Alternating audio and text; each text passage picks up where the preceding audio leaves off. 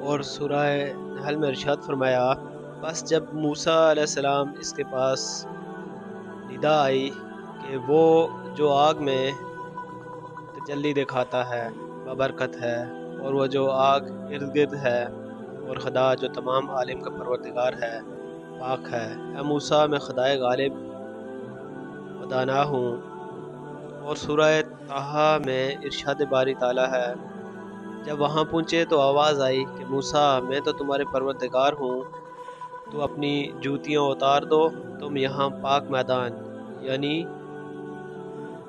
طوا میں ہو، اور میں نے تمہارا انتخاب کر لیا ہے، تو جو حکم دیا جائے اس سے سنو، بے شک میں ہی خدا ہوں، میرے سوا کوئی معبود نہیں، بس میری عبادت کیا کرو اور میری یاد کے لیے نماز پڑھا کرو، قیامت یقیناً آنے والی ہے، میں چاہتا ہوں کہ اس کے وقت کو پوشیدہ رکھوں تاکہ ہر شخص جو کوشش کرے اس کا بدلہ پائے۔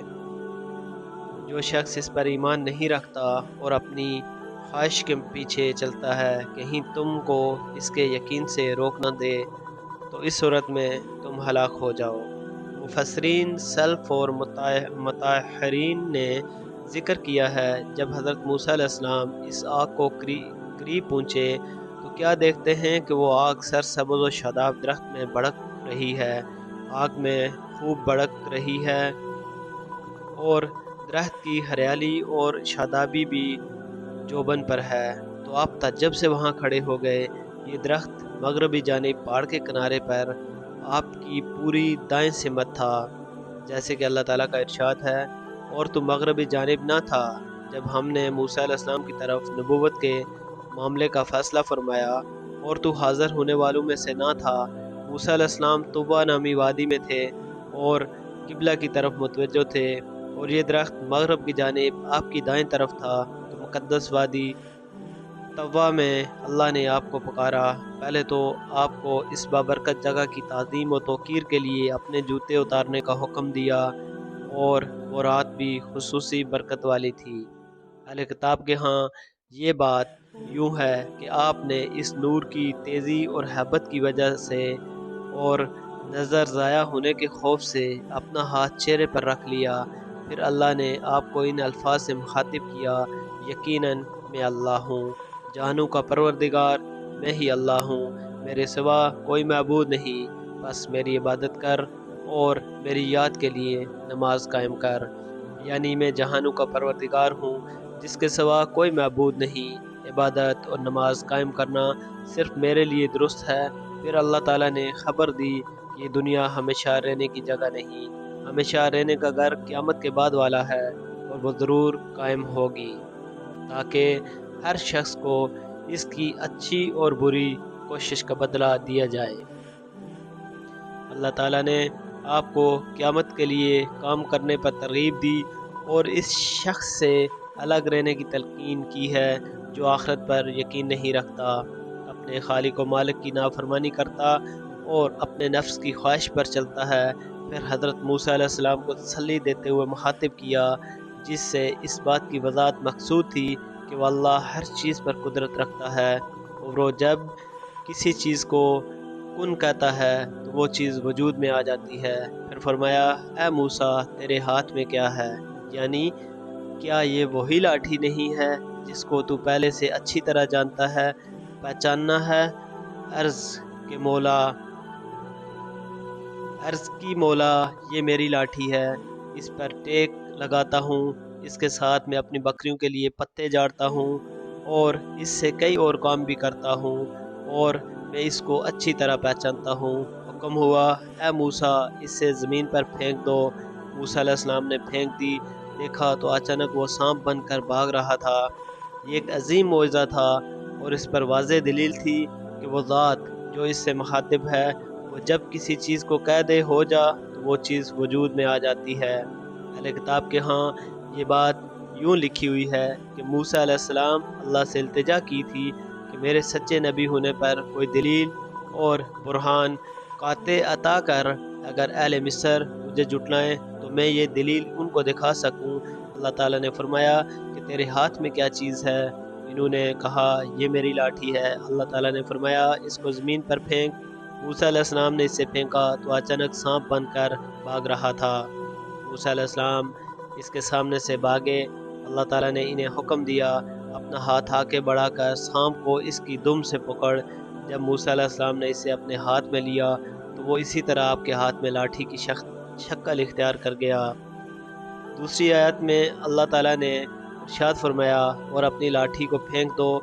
پھر جب آپ نے اسے حرکت کرتے ہوئے دیکھا کہ گویا وہ سانپ ہے تو آپ پیٹھ پھیر کر بھاگے اور پیچھے مڑ کر بھی نہ دیکھا، یعنی وہ بڑی بھاری جسامت والا ہولناک اژدہا بن گیا جو منہ کھولے ہوئے تھا، لیکن وہ بڑی جسامت کے باوجود تیزی سے حرکت کر رہا تھا۔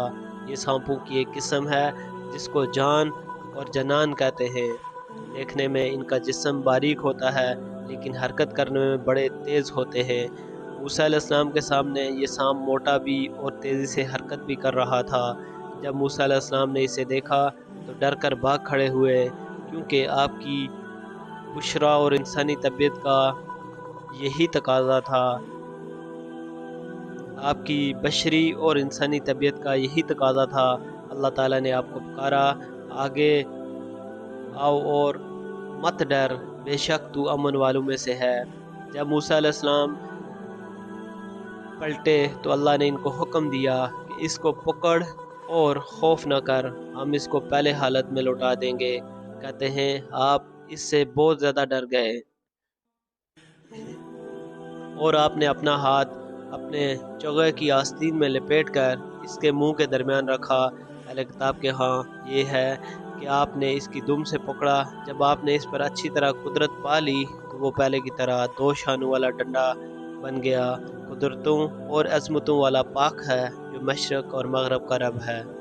پھر اللہ نے موسیٰ علیہ السلام کو حکم دیا اپنا ہاتھ اپنے گریبان میں ڈالو، پھر باہر نکالو تو وہ چاند کی طرح بالکل سفید حالت میں چمک رہا تھا، بغیر کسی عیب کے۔ اس میں کوئی برس یا آبلہ وغیرہ کی بیماری نہ تھی، اسی لیے اللہ تعالیٰ نے فرمایا اپنا ہاتھ اپنے گریبان میں ڈال دو، وہ کسی بیماری کے بغیر سفید چمکتا ہوا نکلے گا، اور ڈر کی وجہ سے اپنے پہلو کو اپنے ساتھ ملاؤ۔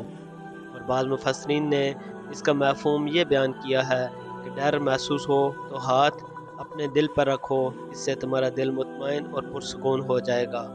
یہ چیز موسیٰ علیہ السلام کے ساتھ خاص تھی، لیکن ایمان کی برکت اور انبیاء علیہ السلام کی اقتداء کی وجہ سے دوسروں کو بھی اس کا فائدہ ہو جائے گا۔ پریشانی کے وقت ہاتھ سینے پر رکھنے سے دل کو قرار و سکون ہوگا۔ اور اللہ تعالیٰ کا فرمان ہے اور اپنا ہاتھ گریبان میں ڈالو، بے عیب سفید نکلے گا۔ ان 2 معجزوں کے ساتھ جو معجزوں میں داخل ہیں، فرعون اور اس کی قوم کے پاس جاؤ کہ وہ بد کردار لوگ ہیں، یعنی 2 نشانیاں لاٹھی اور ہاتھ ہیں جن کے ساتھ تمہیں فرعون اور اس کی قوم کی طرف بھیجا گیا ہے۔ ان 2 نشانیوں کے ساتھ 7 نشانیاں اور بھی تھی، ان سب کو اکٹھا اللہ کے اس فرمان میں ذکر کیا گیا ہے۔ اور ہم نے موسیٰ کو تو کھلی نشانیاں دی، تو بنی اسرائیل سے دریافت کر لو کہ جب وہ ان کے پاس آئے تو فرعون نے ان سے کہا کہ اے موسیٰ، میں خیال کرتا ہوں کہ تم پر جادو کیا گیا ہے۔